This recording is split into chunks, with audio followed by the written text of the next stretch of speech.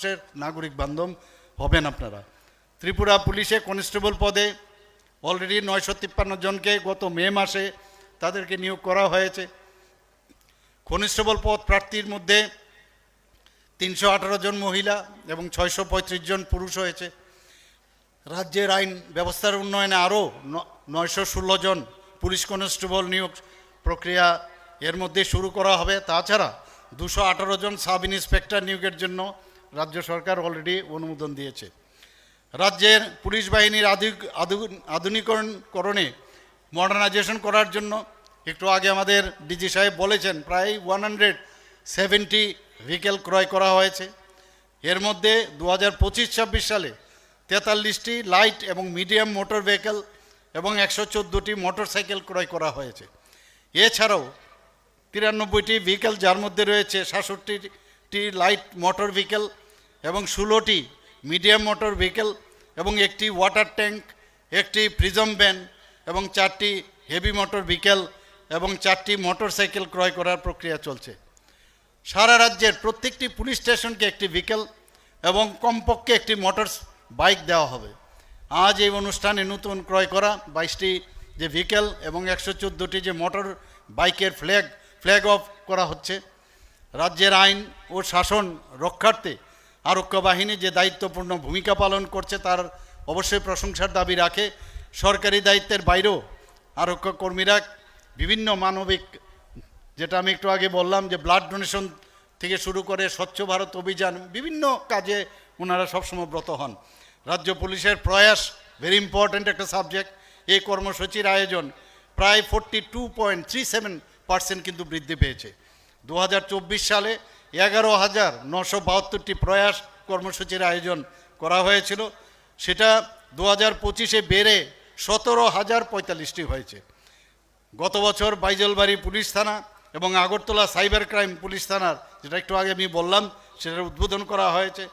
রাজ্যের সমস্ত থানাগুলোতে সোয়ান সংযোগে SWN সোয়ান সংযোগ 24/7 চালু রয়েছে।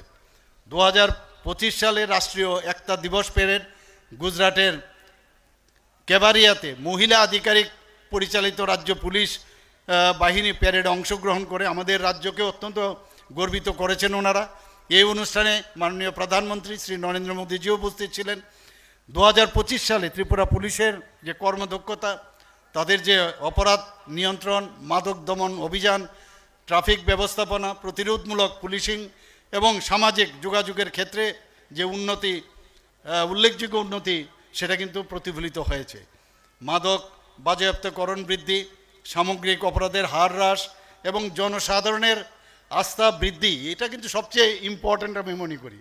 কারণ অনেকে অনেক কিছু বলবে এবং সবসময় সফট টার্গেট অনেক সময় পুলিশকেই করে, কাজে তারা কিন্তু ফ্রন্ট রানার।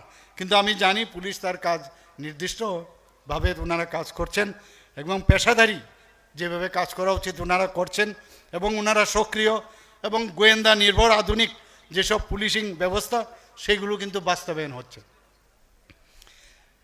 সময় কথা বলে, অনেকে মনে করে যে এক্ষুনি কাজটা কেন হচ্ছে না, কিন্তু সব কিছুর মধ্যে অনেক বিষয় আছে যেগুলো মাথায় রেখে অনেক সময় ঠিক সময়ে সঠিক কাজ করাটা হচ্ছে ইম্পর্ট্যান্ট। আলটিমেটলি কাজটা হয়েছে কিনা।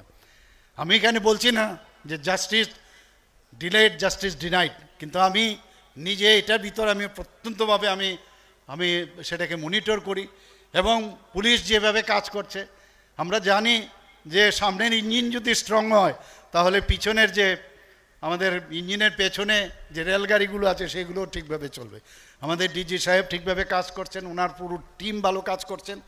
আমার দৃঢ় বিশ্বাস 2026 সালেও ত্রিপুরা পুলিশ নিষ্ঠা, সততা ও পেশাদারিত্বের সঙ্গে উৎকর্ষ সাধনের ধারাবাহিকতা বজায় রাখবে। আবার আমি ত্রিপুরা পুলিশ উইক উপলক্ষে যে প্যারেড 2026 এবং এখানে যে আজকের যে এখানে ব্লাড ডোনেশনের যে ক্যাম্প রাখা হয়েছে সেই উপলক্ষে সবাইকে আমি হার্দিক অভিনন্দন, শুভেচ্ছা জানিয়ে আমার কথা বলা শেষ করছি। সবাইকে ধন্যবাদ। বন্দে মাতরম, ভারত মাতা কি জয়। এতক্ষণ মূল্যবান ভাষণ